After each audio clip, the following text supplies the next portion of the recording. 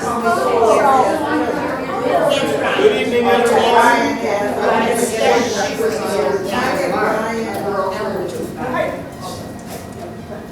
Well, good evening. I want to thank you all for coming here to the Holland Land Office Museum for the next edition of our guest speaker series. Now sponsored in part by Tompkins Community Bank, so thank you to them. So we're very happy to have Mr. John Dwyer here tonight.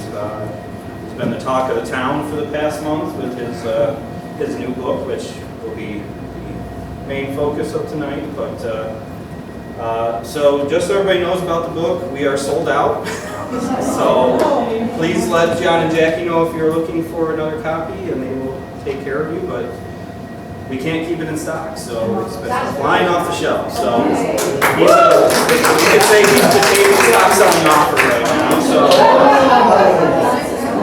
but John, the floor is yours. Thank you. Thank you. Good evening, everybody. Thank you for coming. Many of you will have an opportunity to reminisce the years that in many cases have been forgotten. But this all began in a very different way. I was sitting at what our kids call the command center, the corner where my desks are and our family room. And I started to think, somebody said something. We always had it with 8 children. We had a lot of people around all of the time.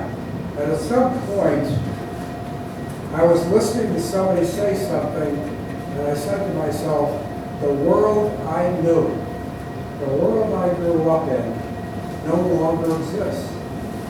Many of the things, like the city, doesn't look a lot different. People are somewhat different because we lived through a life of immigration, heavy immigration, from 1900 and particularly to 1930. And so the 2 major chapters that have a lot of attention paid to them, World War II, where I had 4 of my uncles fighting in the war. Some fought, some rode a desk. You know, that's just the odds of life. And so that, and the immigration, I was blessed for reasons I do not understand and probably no longer have, because I remember I started this about 4.5 years ago. There should be a round of applause by the entire population of Genesee County for Jackie.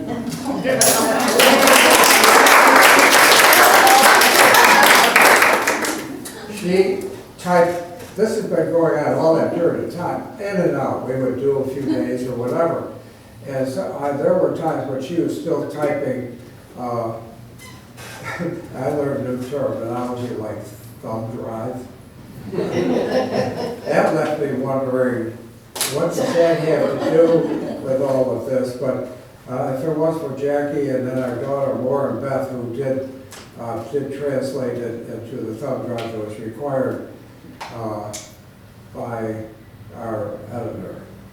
And they've been very kind too. The DeSalvos, Jason and his mother accepted this responsibility. I'm not sure at the beginning that was something, in fact I know, it wasn't something they really wanted to involve themselves in, but ultimately they relented, and so this whole thing began. Like I said, there's 2 major chapters. I'll just go through the chapters at some point. So, because it kept growing in not only in size per chapter, but the number of chapters. Because as I said, for some reason, I was blessed with the memory. I remembered every medical doctor in the city of Batavia during that period of time in the 1930s and 40s. That in itself is something quite dramatically different. I'm not sure we have any more than 2 or 3 physicians living in the city today. But there were 20 lived here at one time. And of course, healthcare was very different. We had 2 hospitals, and that ended up in a public controversy we probably will not get into tonight.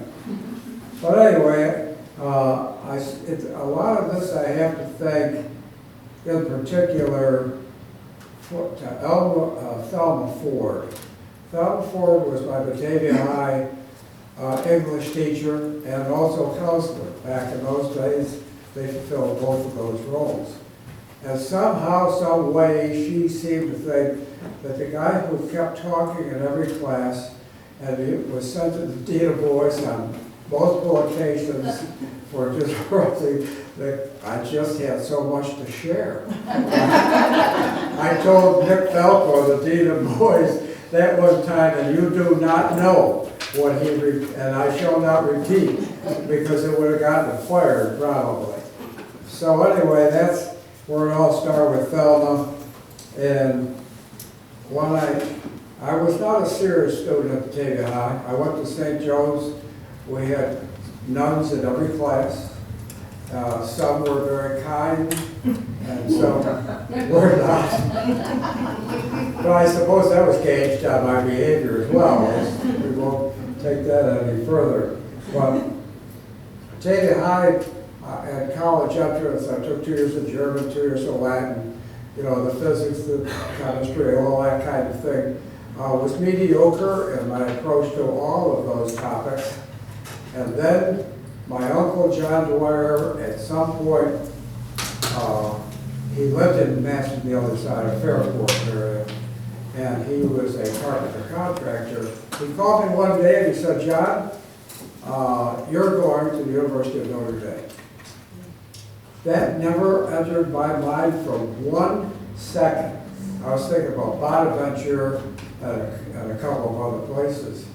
So we got on a train filled with guys going to a football game. It was actually a football train.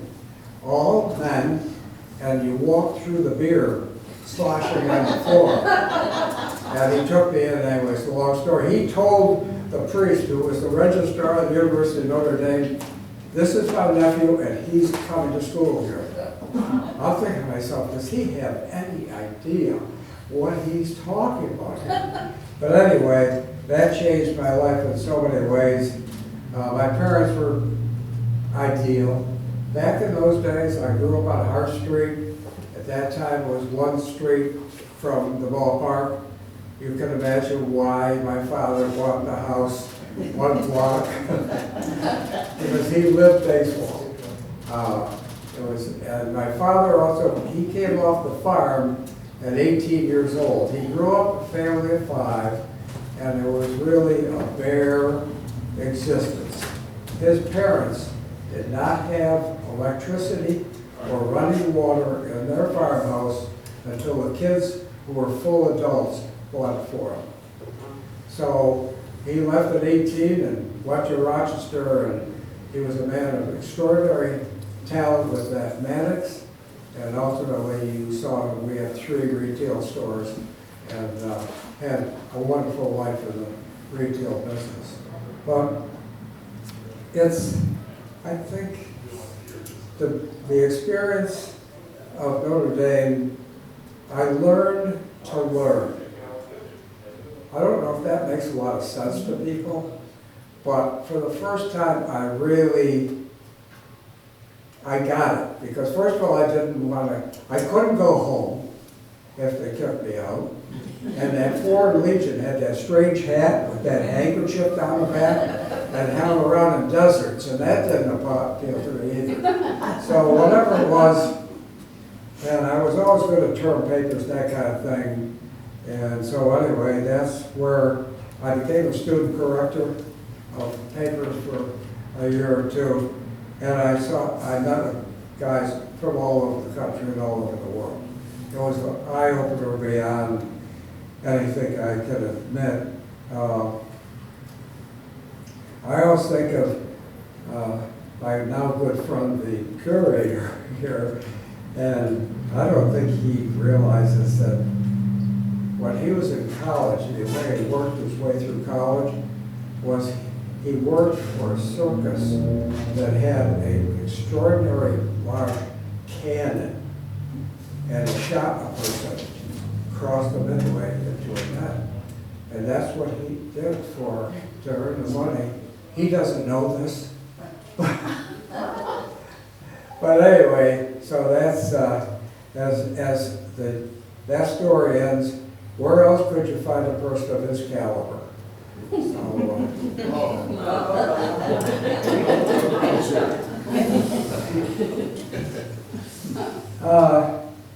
I can't say enough about Ryan Duffy for what he has done and how he's helped me. He, along with Bill Kaufman, Bill, actually I grew up on Hart Street right around the corner from Bill's father, and who still lives in that neighborhood, by the way, by the ballpark. And he was a major part of arranging chapters. I never thought of putting the chapter about myself first. I had placed it last. He said, you have to introduce yourself to your audience first. And so that, you'll notice, is the way they are lined up. But there's other things about the book. I think, thinking about the past, it is really sort of a strange occurrence. I'm not sure how many people have this happen, but you live your life, our childhood was one of simplicity and pleasure. The only weight always visible or in your mind was I grew up during World War II. And I could look up and down Hart Street, there were no men. My father had a severe problem with a perforated ulcer, so he was almost too old to go anyway, but he became an airway warden like most of the guys did that were over 40. They drafted everybody from 18 to 36, and then certain ones for supposed limited duty from 36 to 38. But the war was, the Depression was over. Of course, I was a Depression baby. They were not having children in 1933 when I was born. And somehow my parents, my father coming off the farm, my mother lived in an Irish family. She was first generation American, the Murphy family. And as we grew up as kids, it was interesting because every Sunday, when the weather was right, Tom and I would be put, he was 4 years younger than I was, we'd put in the family car and we'd either go to Rochester to the Murphys or to the Dwyers on the farm. We'd go to Dwyers on the farm, and I can tell you honestly, I hope tonight doesn't remind you of that, but it was the most boring place. First of all, it was, really, they had very little. They were all Irish, Carneys, Dwyers, all of these people. They did not drink. They did not smoke. They did not do anything that would be fun, and they never talked about other people. But next Sunday, we were going to the Murphy house in Rochester. They drank beer all the time. They all smoked. They talked about everybody from Jewish people to on. They included anybody who wasn't Irish. There was something wrong with them. And it was fun. Of those four uncles, they all were in the military. One who won the war, he told me so, offhandedly, sat in a desk in Miami Beach, Florida. The one who never talked about it was my Uncle Jim Murphy, who was athletic, smart, artistic, and spent 4 years of hell in Europe. And it changed him. He looks pretty much the same when he came back, but he was not the same guy who used to pay a lot of attention to me, take me to the ball games and that kind of thing. And my Uncle John Dwyer, who was from the other end of the family, he tried as best he could to get drafted, to enlist. And he was a man that I'll tell you about later, that his way was going to be the only way. His third try, I don't know what he told the recruiter, but somehow on that third try, he did get in the Navy. And the Navy is complex and that most people don't understand the components. The Navy, you think of people on battleships and aircraft carriers, but the Navy also has the land force, the Marines. The United States Marine Corps is a part of the United States Navy. And the other thing was they had what were known, and I'm sure still do, CBs, Construction Battalion. They were electricians, bulldozers operators, carpenters. And that's where my uncle John Dwyer ended up and changed my life by putting me on that beer train and convincing people that they should listen to me. But I was going to take more order to all of this, but one of the parts of the book, there's two large chapters. And one is I've talked about World War II, because I can remember the generals and, you know, I lived it even as a kid.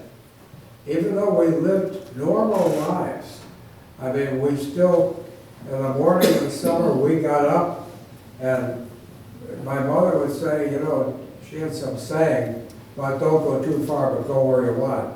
We spent most of our time crawling through weeds and shooting Japs and Germans.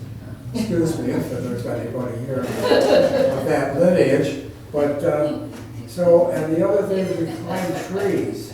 You know, we had a test of the 14 trees, where you went from one tree to another over a broken down stone fence. Oops. You know, it wasn't the brightest thing. If anybody ever fell, they would have truly got hurt. But we crawled through the weeds and we shot, as I said, Japs and Germans. But we played a lot of baseball. Of course, we were close to the stadium, so that was a major part of it. But I was thinking about what was important to you tonight. And I will go through chapter by chapter just very quickly so you get the idea of the whole thing. But I came across several sayings that I thought were appropriate because I chaired all our Batavia High reunions over the years. And I found a couple of comments on it. I used to think that I was decisive, but now I'm not sure. I wonder how it worked out for that guy who grabbed the bull by the horse. And if you think things improve with age, attend a class reunion. And we had class reunions. I chaired them for all those years. But now, of course, there's so few of us left. We graduated in 1951 from Batavia High. So anyway, there's still a little humor in everybody's life. God, I certainly hope and pray for that, because it will carry you through some difficult times. I always remember some years ago I was watching on TV the city of New York, the city marathon. I was a runner for 35 years myself, and may or may not have something to do with my long jump. Nevertheless, I've been blessed in so many different ways. But I was watching the New York City Marathon on TV one time, and I saw one runner dressed as a chicken and another dressed as an egg. And I said to myself, this is really interesting. I am blessed in so many ways with great kids, but nothing surpasses the girl I found by accident after a Notre Dame football game, a girl from Chicago with two of her friends from St. Xavier College for Women, came down to a football game. Back then, women were dressed. They were dressed up. They wore dresses and skirts and things to football games and heels. And after one of the games where we lost, I think, to Purdue, and it was, crushing. We probably were taking on a national championship. And as a result of that, we were out afterwards in South Bend, and one of the guys said, look, there's 3 girls over there, let's just go talk to them. I said, I don't care. I had a girl from Batavia High that dated, as a junior, senior, and on vacations. And she went to Albany State. So anyway, as it worked out, I didn't care, so we went over and sat down in front of these 3 girls. And one of the guys had a few bucks, so he went to buy Cokes or beer or whatever for everybody. You couldn't drink it, by the way, in Indiana. You could not drink until you were 21. If you were caught with a bottle of beer at Notre Dame as a Notre Dame student, it was immediate release. They had 3 ways of telling you you created a problem for them. One was you're suspended for 2 weeks. The next one was you're done for the next semester. The third one had a Latin name, but meant you ain't never coming back. But it was all men then, and that's all changed dramatically. So anyway, as it worked out, I want to go through the book and check some things out. The strong suit of, and what was done for me by Thelma Ford, my English teacher and counselor. Back then they did both. And in fact, I was thinking about that the other day. They have the Batavia High School, 800, 900, whatever it was, on Ross Street. And when I think back about it, Thelma Ford taught English classes. She was also our counselor. And she always seemed to have room and time for everyone. And she was the one that helped, by the way, helped me get into Notre Dame. She told me later, as I visited her on her deathbed at the nursing home, that she had made a call and written a letter on my behalf to NB. So what she saw in me, I don't know. But there was a blessing, because my entire life would have been totally different. As I go through the book, just the chapter listings in particular, it gives you some idea.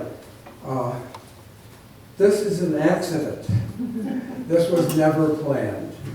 As I said, I just listened to somebody come to our house, and we always, with 8 kids, we had people all over, whatever. So, as it worked out, it struck me one day when people were visiting, and I sat down at what some wise kid once called the command center, and started writing with a pencil and a legal pad. By the time I got through, I had 40 pages written. But that's sort of how this all began. And I don't want to get into particular detail, but inside every 75 or 90-year-old is a 35-year-old asking, what happened? And that's sort of the way it is. And many of you here are probably getting that feeling yourself. But it's a glance into our past, the way it was and the way we were. And that's a part of, I think, the VHS song, in fact. Yesterday is our history, today is our legacy, tomorrow is a mystery. And that's something that just out of my mind at some point. I thank Duffy and I thank Bill Kaufman for their advice and counsel at the beginning. I began by covering the north side where I lived. The north side was primarily a mix, English, Irish, German, and a few Italian or whatever, and Jewish people. Most all the Jewish people lived on the north side. The barrier to social life and the health of the city really hung on one single thing, the New York Central Railroad. It divided the city to what was referred to always as the South Side. That's where the Polish and Italian people lived. And so that was, when that was eliminated, put outside the city, it really opened the city to be, I think, much more, shall we say, American-like. And it caused a immediate change in the layout. But I try to cover in the book, by the way, there are no books remaining. Cures, depression, panic, wars, patriotism, peace, prosperity, spirituality, prejudice, and awakening from that. There's several things here that I could cover, but there is a limit on time and your patience. But it's living on the north side and all around the town. And one time it struck me rather abruptly, and this is where this all started. I'm thinking to myself, you know, the world has changed, Batavia has changed, and what was the big change following the war? One of the main things that it has to do with the titling. Before World War II, virtually every house had a front porch. This is what really started this whole book, by the way. And I'm thinking to myself, what has happened? Because after the war, virtually every house did not have a front porch, but had a patio. Socially, what does this say? And yet, in contrast, service clubs, Rotary, Kiwanis, Lions, American Legion, VFW, all of those groups grew enormously. I mean, they grew, tripled in size and population. This doesn't make any sense. In one quick, they don't want to see anybody except the people they invite. The next thing they're doing is going out and meeting everybody they can. So that struck me, and that, frankly, is what created the book right from the very beginning. I've got something, I described the north side and south side, but I've done that sort of to a great degree, so we won't push that any further. Baker's dozen of important times and occurrences: immigrants and immigration, the Great Depression, World War II, the Korean War. Some people forget about the Korean War. 50,000 American men died in that war, abrupt as it was. Relocation to New York City's New York Central rail lines outside the city, the closing of Massey Harris and Doler Jarvis. That was a period right after the war. First of all, they were going 3 shifts. There wasn't a factory in the country that wasn't running 3 shifts during the entire war. Women, by the way, that opened the world of manufacturing and business to women. There were no men to work 3 shifts at Doler Jarvis, except those over 40. And so as a result of that, women, I'm trying to think, what was the name of there was an ad for a woman. Rosie the Riveter? Rosie the Riveter was all over the place. There was an obvious promotion by the United States government of positive news. And so that you could call it propaganda, but it certainly aimed in the right direction. But the other things, the closing of plants, and I don't want to get into that in great detail, but we lost, right after, within 10 years after the war, we lost a tremendous amount of industry, and there's a lot of reasons for that. And a lot of you know I led the Industrial Development Agency here later in life and try to somehow reverse that trend. But the other things were the opening of GTE Sylvania, 2,000 employees. the president of GTE Sylvania went to Batavia, or Wyoming County. It changed everything. It totally changed the complexion of the town. You had the intellectual capacity of their engineering department and their design department. And so it really had a tremendous influence, leave alone pay, over 2,000 people in a lot of ways. It also, of course, paid people more than most people ever were paid again after they left. So, Oatka Milk opened in 1950. And that sort of went along at its own pace, a couple hundred employees for all these years. In the last couple of years, has just exploded in employment in particular and facility. Open membership of the Batavia Club, Stafford Country Club, and Godfrey's Pond. If you were Italian or Jewish, you were not going to be a member of any of those three places. That started to change following the war, some years after, when Sylvania came to town. The president of GTE Sylvania was Italian. It was extremely difficult for those of such a retarded mind and view of life to keep the most important, highest paid executive in Genesee County for first playing golf at Stafford Country Club. I think Ben Mancuso Jr. and Dr.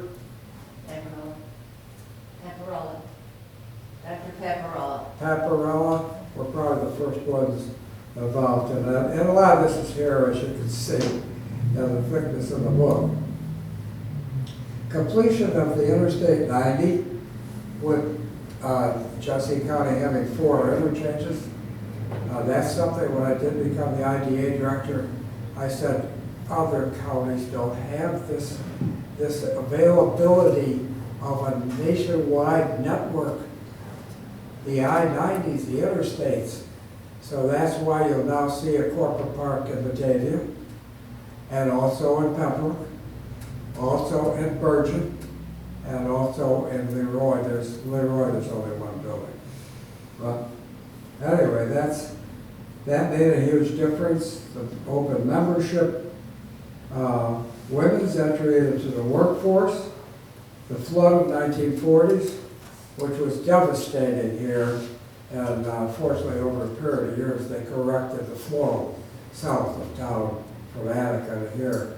But I can remember a picture of the Daily News on the front page of a couple in a canoe, paddling their canoe right by Oliver's, right at the corner of Oak Street and Main. That was huge for Southside people because it made their houses almost uninsurable, and that was created some severe problems for some people. The growth of Batavia Downs. I can remember back in the 50s, the 60s, the 70s, Batavia Downs would draw 6,000, 7,000, 8,000 people.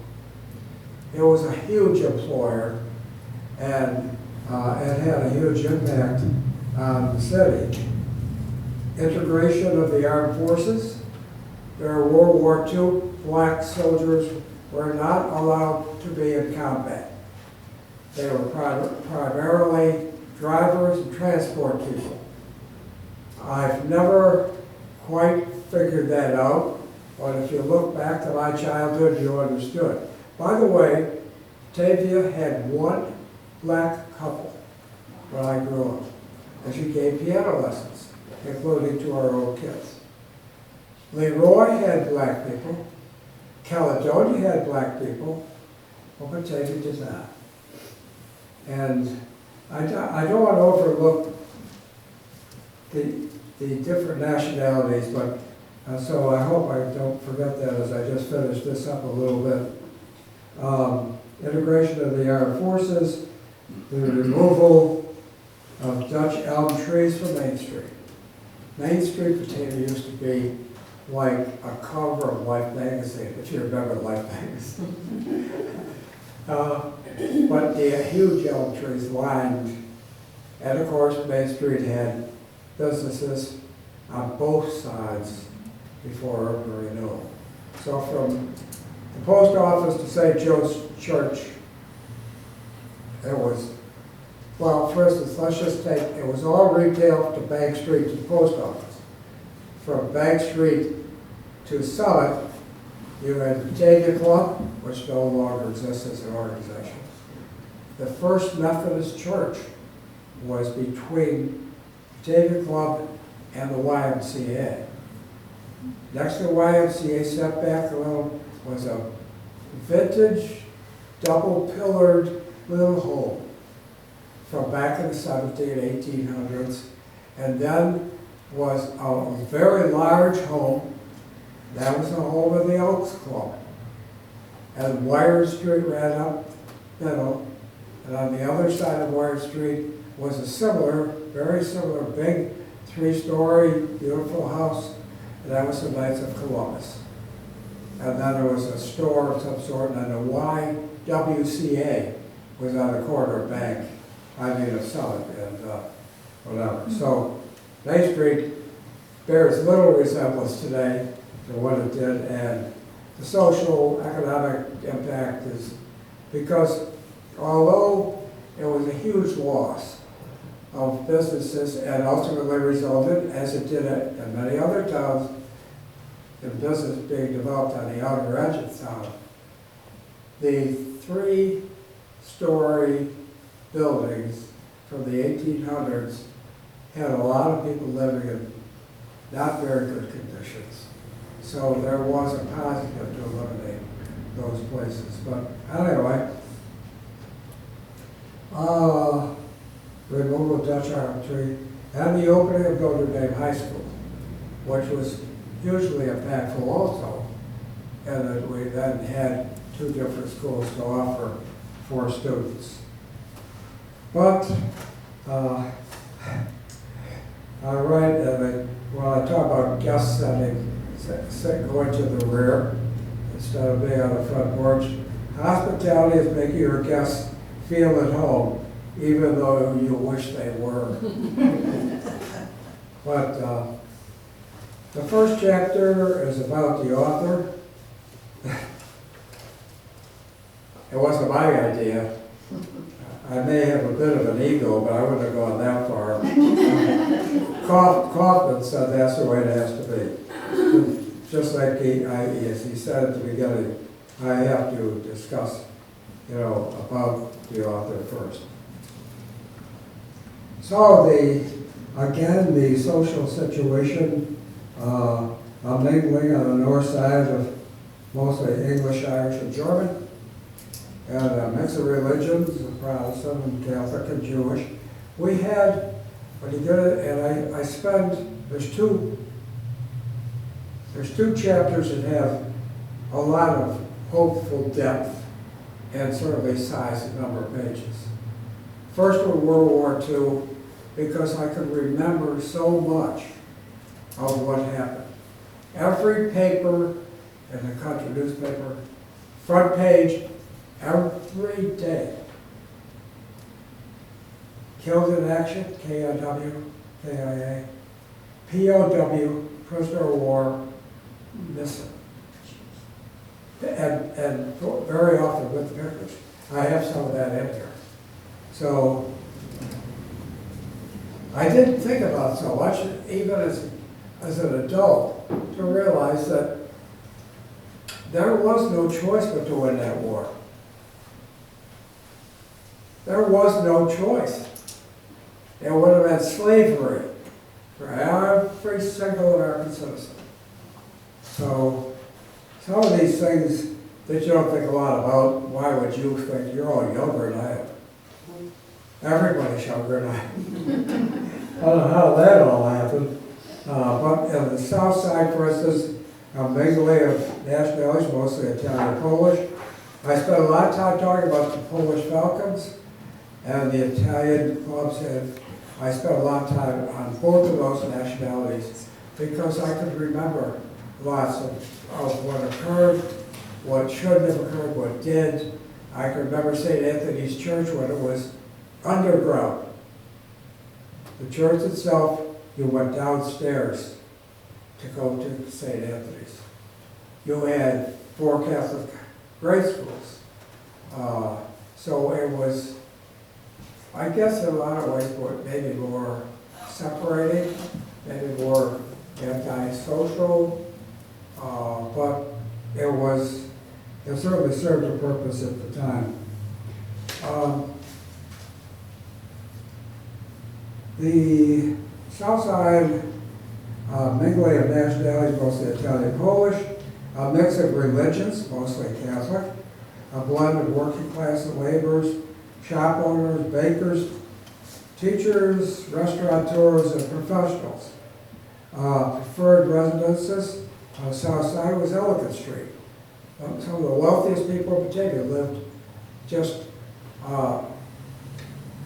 Jackson Street, just where, remember, the New York Central used to run right through. From Chicago to New York, ran right through downtown Batavia. It was a huge divider of nationalities. It was the South Side. When that was eliminated years later, remember there were gates at Jackson Street, Liberty Street, as trains went through from Chicago to New York, and we had, of course, a train station as well. So anyway, those things all have changed dramatically, and all for the better.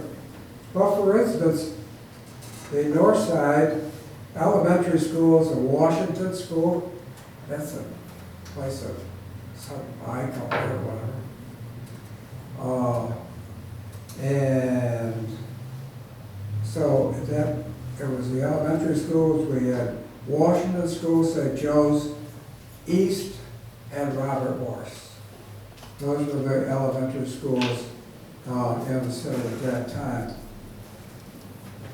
So the North Side was mostly, as I said, English, German, whatever, Irish people. Most all the Jewish families lived on the North Side. Preferred residences, Main Street, Ellicott Avenue, East Avenue. East Avenue ended, by the way, at the Mancuso House. The Allens had their 2 big houses there on the North Side. But after that, it was, the Narrabor area did not exist. It was a swamp. People would never think of building anything there until many years later. Well, the elementary schools, and as I said, on the North Side, the South Side, you had Lincoln, Pringle, Jackson, and Brooklyn. Plus St. Mary's, Sacred Heart, St. Anthony's also had pair of schools. So rather than get any more than that, there's a lot about what the teenagers did back then. There were a lot of organizations for teachers, or for teenagers. And most of that, the Boy Scouts, Girl Scouts, the scouting program. I think many of the most wonderful experiences I ever had were as a Boy Scout. St. Mary's troop, but almost every church in the county had a Boy Scout troop. And the Cub Scouts were the little guys. Girl Scouts were there, but never as formidable in numbers or activities, either one. I was blessed, and it's in the book, with pictures. I was blessed with 2 things, opportunities. One of them, it still exists. I have a whole chapter on the first International Boy Scout Jamboree in Valley Forge, Pennsylvania National Park. 75,000 Boy Scouts from across the world. It's never been equaled, and the experience I really can't get into was an eye-opener. The other part of my life that was different, I belonged to Troop 4 St. Mary's. Fred Guppenberger was one of the finest individuals I ever met. Not only was a scoutmaster, he was an engineer, a boiler engineer from Purdue University, from a Batavia family. His family, I think, had 10 or 12 kids. He had another 10 or 12 himself. A man more gentleman than Fred Guppenberger has never walked the face of this earth. He was such a superhero being. But I could belong to St. Mary's Troop Corps and St. Joseph's Drum Corps. St. Joseph's Drum Corps started in 1930 by Father Kelly and one of the nuns, and they got a guy who was a plumber at the Veterans Hospital, and who was a musician, Mr. Sullivan. It was 30s, kids didn't have anything to do, nobody could afford to do anything, so Father Kelly got together with Sister Mary Mercy, and the Sullivan man, and they formed St. Joseph's Drum Corps. It was a fife in the Drum Corps. We had the fife, and we used uniforms, by the way, for the 1930s. They were a faded red shirt and white pants. It was pretty sad. Well, we thought they were cool. And later on, they eliminated fifes and just made it bugles. The bugles were not trumpets. They were, there wasn't much real music coming out of them. After the war, VFWs and the Legion, American Legions, were just filled with people. And so and volunteer fire departments were very, very active.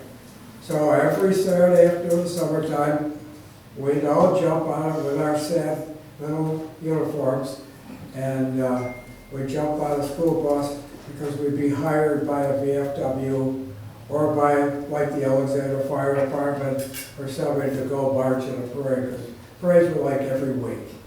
It was so very different. And St. Joe's became, the history of St. Joseph's Drum Corps, although I never quite understood the fact that it never seemed to resonate here in Batavia. Bob Sullivan took over for his father when his father passed away. Bob Sullivan was on the drum line with me. We played just basic old drums. He had gone in the service for 4 years, got the GI Bill, went to state school, and not Geneseo, but wherever. And he came back, he was a teacher of English at Leroy High School, and also the football coach, but also the drama coach. Those three things shouldn't exist in one person. But Bob, he was a different guy, so he took over for his father with a dream of St. Joe's becoming something other than what it was. By the time that he had it and took over, because he played the same drum line with me, but he could play. By the 1950s, he had taken it over and started to work on building the Corps. He got people to come to work who were experts in marching maneuvering, who were with horns and trumpets. Those below at the end became all kinds of very favorable, like, instead of, they had mellophones and trumpets and whatever. To get to the end of the story, and it bothers me, I think, to some degree, because it's a story never been told, and it doesn't make any sense.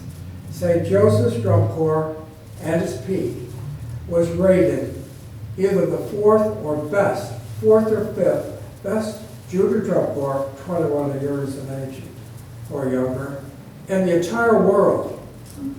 They competed in Baltimore, Chicago, Milwaukee, Boston, Montreal. They were a phenomenon. If you ever heard that, when they lined up, that's how they started, was an introduction kind of thing, because I announced a lot of their shows at Woodard Field.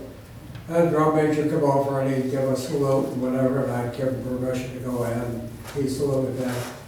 You'd have St. Joe's, and it's in the book, a picture of it. West Point uniforms.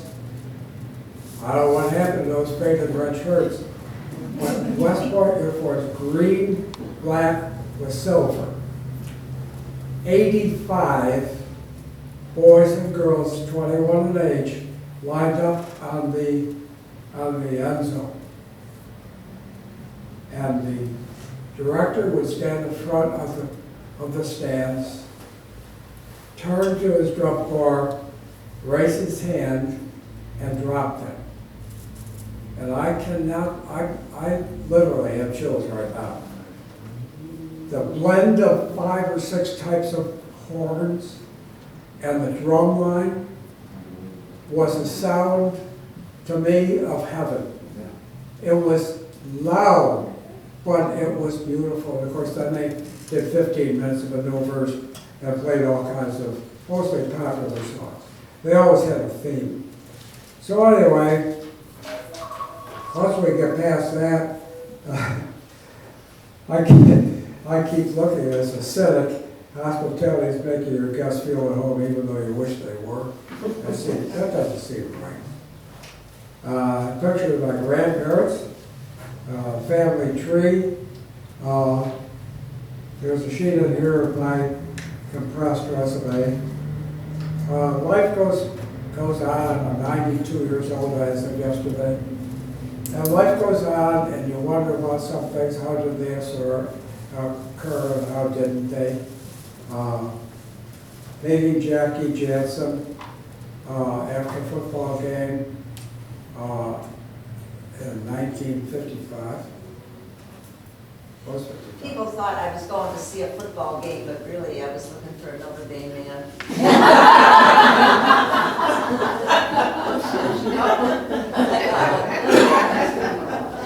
I can tell you the whole thing, but I'm not going to go in. But I was stunned by the beauty of this girl. And not only her looks, but everything about her. And now, 69 years later, many people marvel at Jackie. Yeah. How could that possibly have occurred?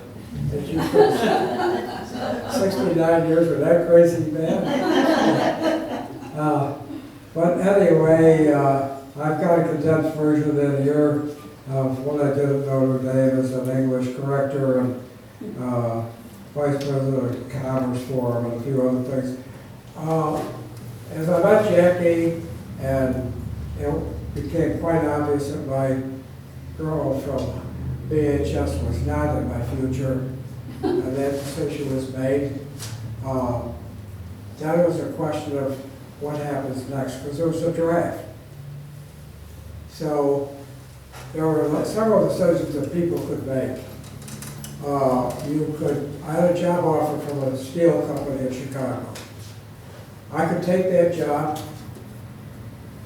Then I might be in Houston, Texas. Jackie would be in an apartment in Chicago with 2 kids. It just turned me off to think about it. That's how I decided to come back to the family business here. But I still had the draft to face. So, and I wasn't, I wanted to serve. I had spent 2 years in the Air Force ROTC, but asthma did me in.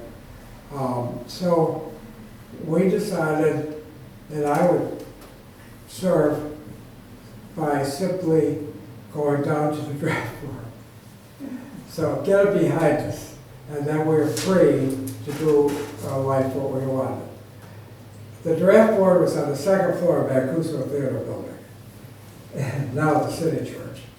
So I went up there, I walked in the door, and a lady in there I know, Mrs. Dewson, she said, "John, what are you here for?" I said, "I'm here to volunteer for the draft." She said, "You are here to do what?" And 2 weeks later, I was at Fort Dix. Getting yelled, screamed at, and humiliated at every point. I spent 2 years in the Army to, because of my placement, I sat on a hilltop in Maryland in a Nike guided missile battery protecting the nation's capital. It can't get any easier than that. And so, again, I decided, get it out of the way, then we could get married, we could have kids and do whatever we wanted to do. My Army experience is in here. 2 years. Remember, I had a college education from Notre Dame and 2 years of Air Force RTC for a commissioned officer. I was a buck private. I can tell you, I came out a corporal or something, but I can tell you that for the first time, I understood the United States of America.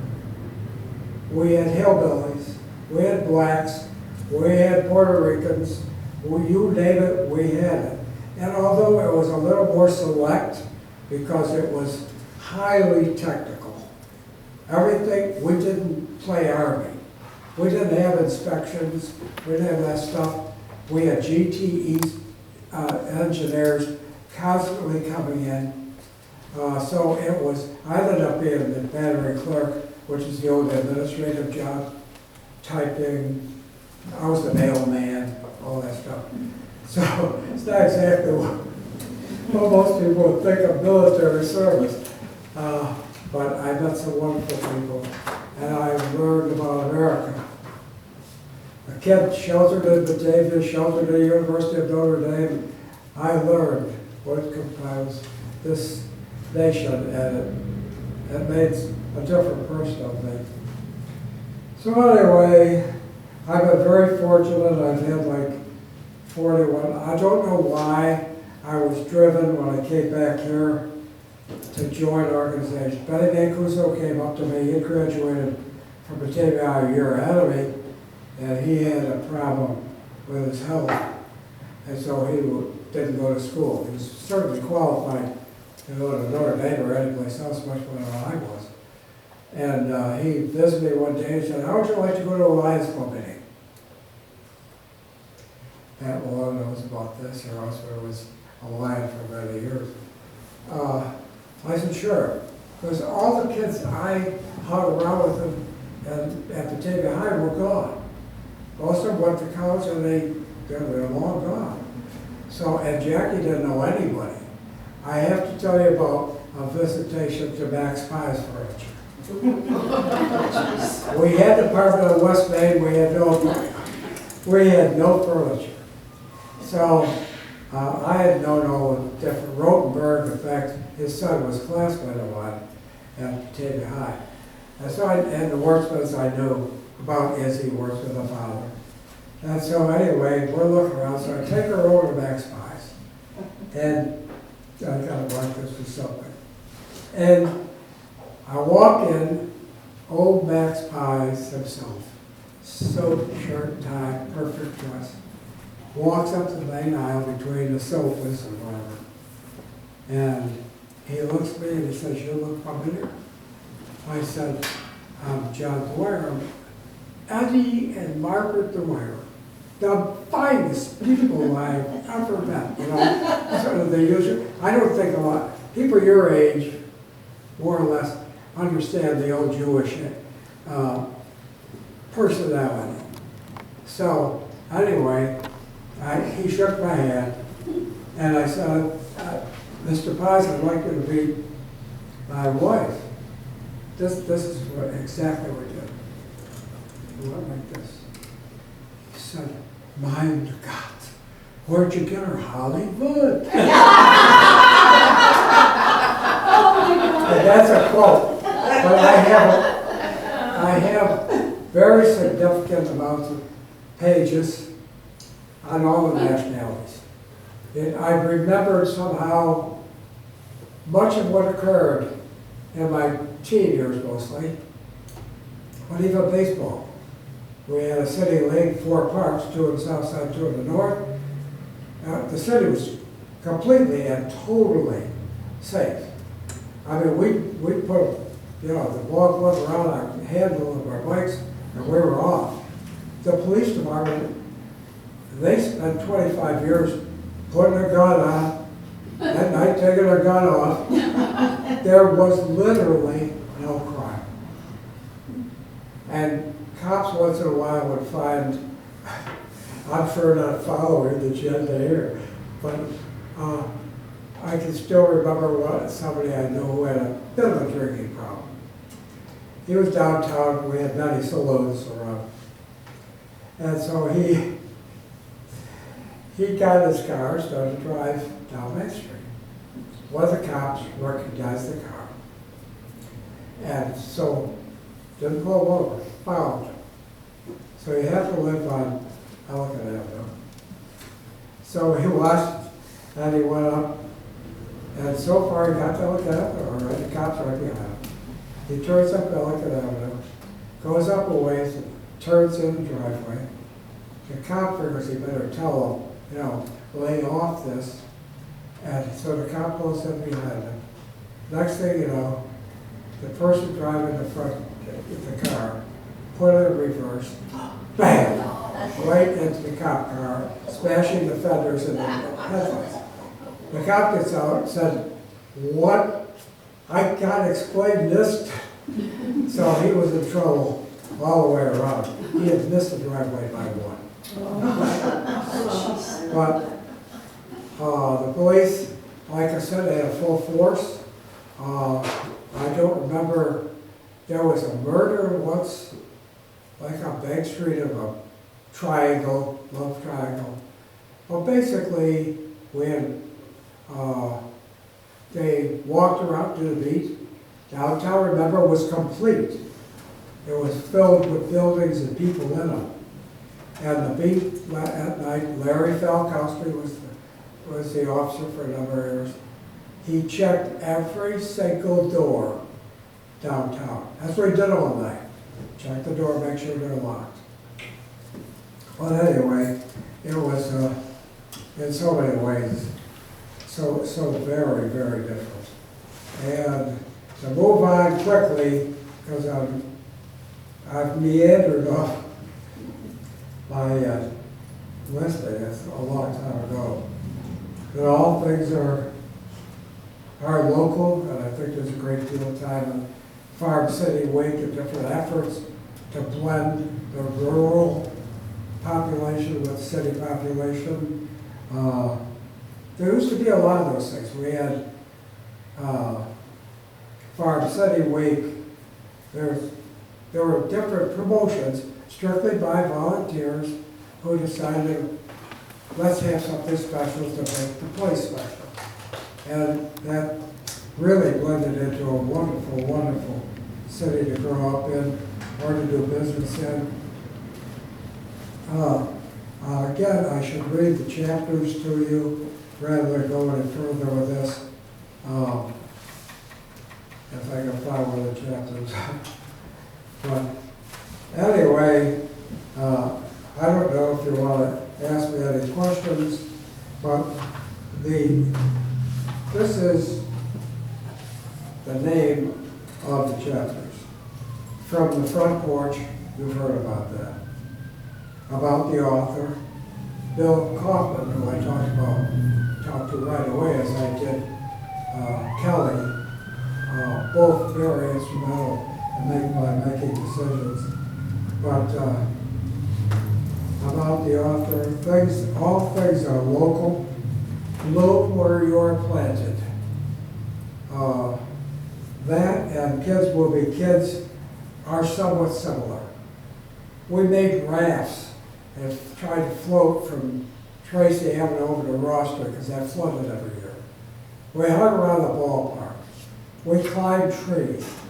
We shot Japs and Germans crawling on our belly through weeds and open lots. It was a whole different experience than probably even most of you had. And about schools and all that kind of thing, parents, all that's covered in the book. The immigration process was complex. The labor was needed different nationalities, and some people's minds was not, or were not. So that over time took care of itself. I spent a great deal of time discussing the Italian population and their activities, and all their stores had wonderful grocery stores and restaurants, Angie's and Palmer's, and so many beyond that. So it was a different city in that regard, because there really was a section, to some degree still true, the Italian section. Across the street, you're in the Polish section. And it's the Italian, or the Polish Falcons, that had great baseball, basketball teams, and the Fifth Warders, which were the Italian athletes of some early age. Main Street on both sides. If you saw Main Street at Christmas in downtown Batavia, I guarantee you, you could not tell the difference between that and a postcard. With decoration on every pole, wreaths over the street, some of the stores actually painted squares and put snow in the corner, just to make it look like a cottage. It was jammed, because remember, there were no plazas. So the south side of Orleans County, north side of Wyoming County, and the east or west of both Erie and Monroe, shopped in Batavia. Everything was there. And it was a lot easier to go into the complexity of the city. So that, of course, has changed entirely. World War II, we've talked about that. And that I covered extensively because I remembered it, because I had those four uncles. All of that made a difference. And I had a great interest in that anyway, for whatever reason. Communications, the newspaper, Batavia Daily News, WBTA, and the Batavia Times, which published once or twice a week, covered every aspect of life that you could imagine. And the teen years with the Boy Scouts and Drum Corps, Batavia High School. We were born in 1933. We were the smallest class, I think, in the history of Batavia High School. Fabulous 50s and 50s one more time. I've got all about everything that happened in the 50s, which was maybe the most exciting decade ever in the history of this country. So many things occurred. And also, I have job development. I talk about the industries, who left, who was here, who employed, who didn't, and that kind of thing. And then I have, last, sports memorabilia. Amateur sports were a big deal. The Pony League with Batavia was a professional league. And all the aspects of what occurred in Baltimore, because I lived a block away, so I know all about it. And the other is called Thanks for the Memories. And it's about sort of an overview of, aren't you glad I didn't go through all that?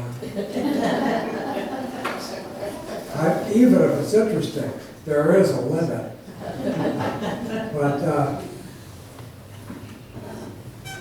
remembering just towards, like certain things happened, like when Notre Dame High School was founded.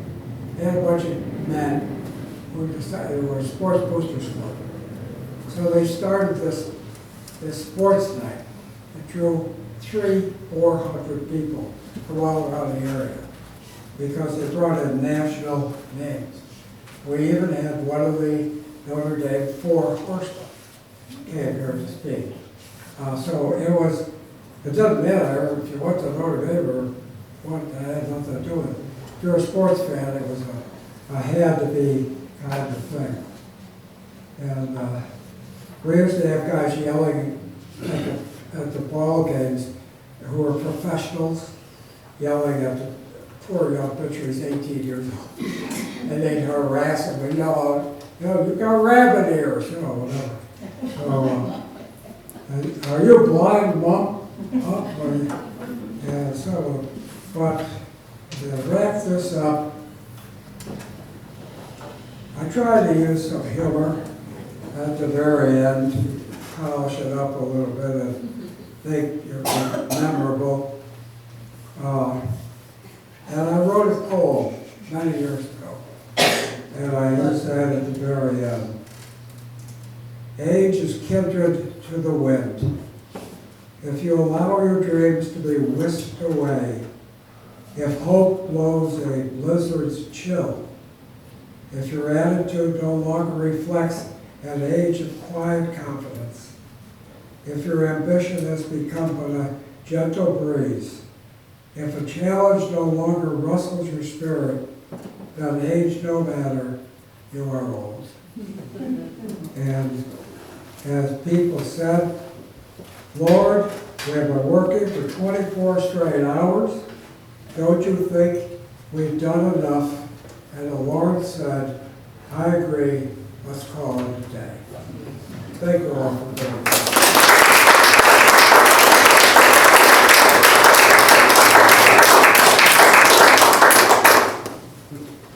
What now? Questions?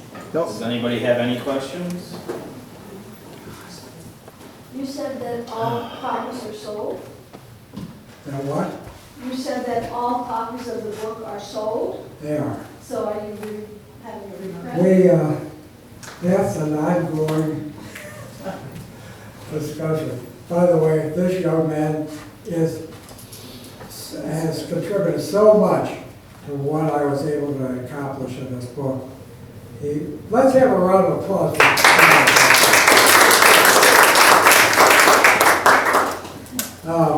we decided, I had 100 copies made. I had no idea how many of these things would sell. We sold 100 in less than a month. And so I had another 60 printed. And as of tonight, I think there was one left. Yeah, that was So the about 2 question weeks to sell remains- 60, so.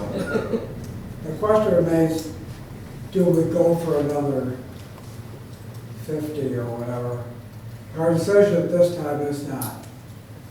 That we'll just leave it. Those that have it, have it. Amen. There has to be an end. So I think as of now, those that have a book, those that don't. And that could change at some point, but right now, we've closed the last chapter of the book.